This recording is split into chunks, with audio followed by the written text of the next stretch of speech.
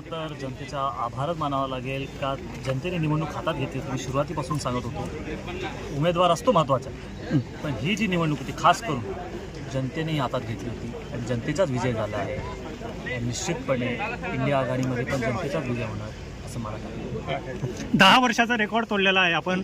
पुन्हा काँग्रेस पक्षाचे विस्मृत झाले होते ते जागरण झालेले आहे. काय सांगाल तुम्ही याच्याबद्दल? नंदुरबार लोकसभा मतदारसंघ काँग्रेसचा बालेकिल्ला राहिला होता.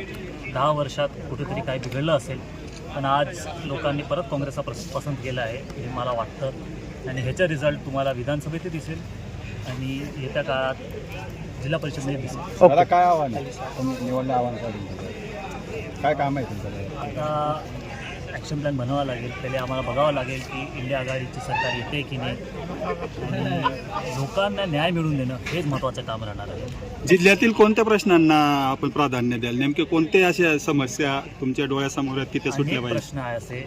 मागच्या वेळेसही सांगितलं होतं, प्रचाराच्या वेळेसही सांगितलं आहे. सिंचनाचा प्रश्न आहे, पाण्याचा प्रश्न आहे, रोजगार आहे, स्थलांतरित मजुरांचा प्रश्न आहे, आरोग्याचा प्रश्न आहे, तापी बुराईचाही मोठा प्रश्न आहे.